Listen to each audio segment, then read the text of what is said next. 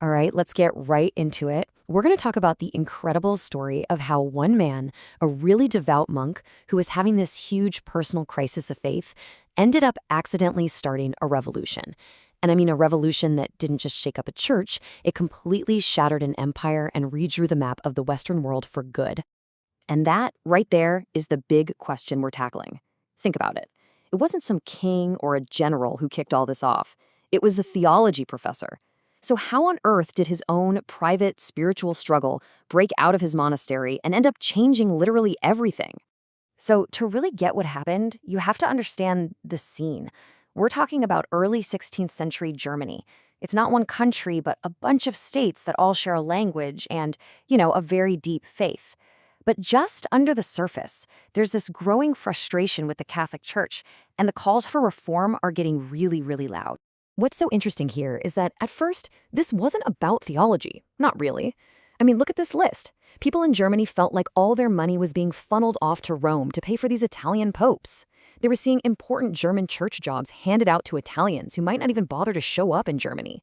They didn't want a new church, they just wanted a better one. They wanted clergy who were a little more sincere, and they wanted their money to stay home. So into this really tense situation, you've got two major figures stepping onto the stage.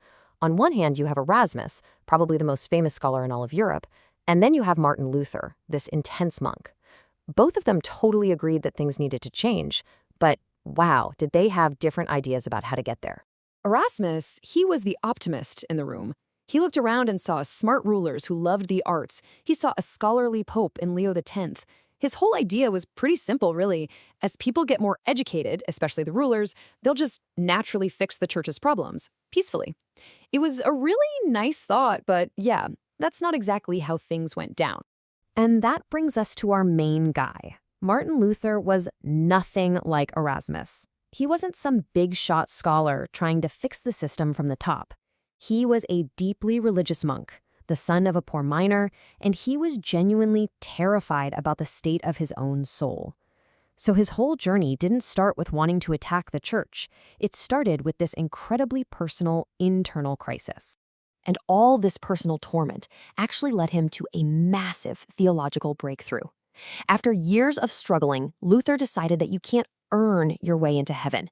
It doesn't matter how many good deeds you do, they can't save a soul that's fundamentally flawed. The only thing that could save you was faith. Just sincerely believing in God's promises. That's the core idea, justification by faith. And when you put these two ideas side by side, you can really see just how radical this was. The church had been teaching for centuries that good works, going on pilgrimages, saying tons of prayers, were absolutely essential to be saved. Luther was now saying those things were not only unnecessary, but they were maybe even a distraction from the one thing that actually mattered, faith alone. This idea might have just stayed in Luther's head, but then the church decided to kick off this massive fundraising drive. They needed cash to rebuild St. Peter's Basilica in Rome.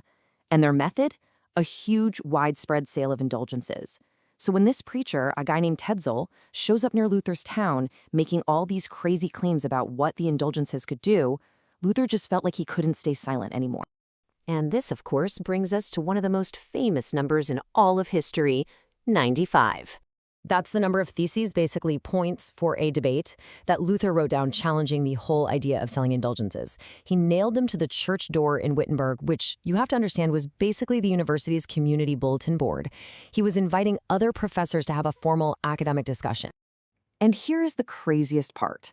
This whole thing was written in Latin. It was for other academics. It was never meant for the general public. Luther had absolutely zero idea what he was about to set in motion.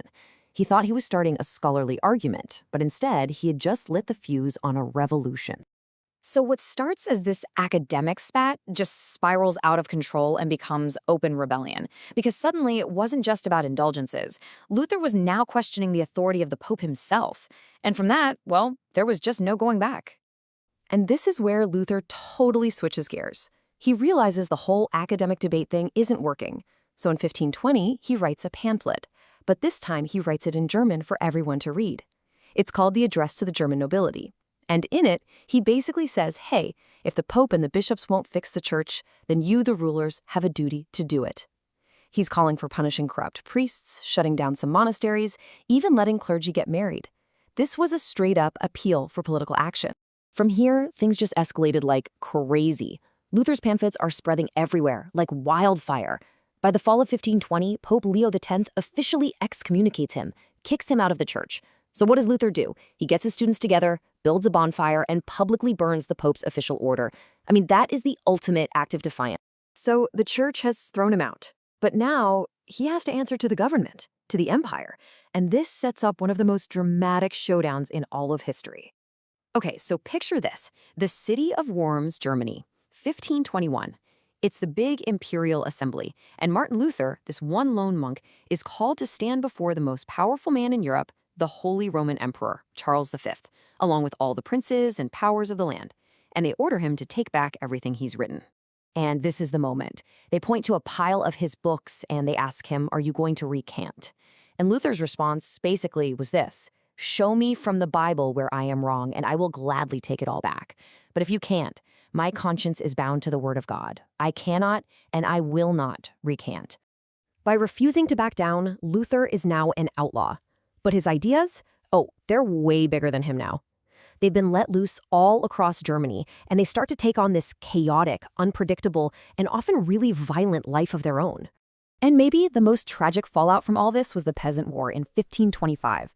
You had serfs, inspired by Luther's talk of Christian freedom, rising up against their lords. They used the Bible to justify their demands to end serfdom. But Luther, who hated social chaos, was horrified. He sympathized at first, but when it got violent, he sided with the rulers and told them to put the rebellion down without mercy. And the result was an absolute massacre. The Peasant War was crushed, but the religious divide was here to stay. For decades, Germany was just torn apart by conflict, as different rulers picked different sides. That old dream of a single, unified Christendom, it was over.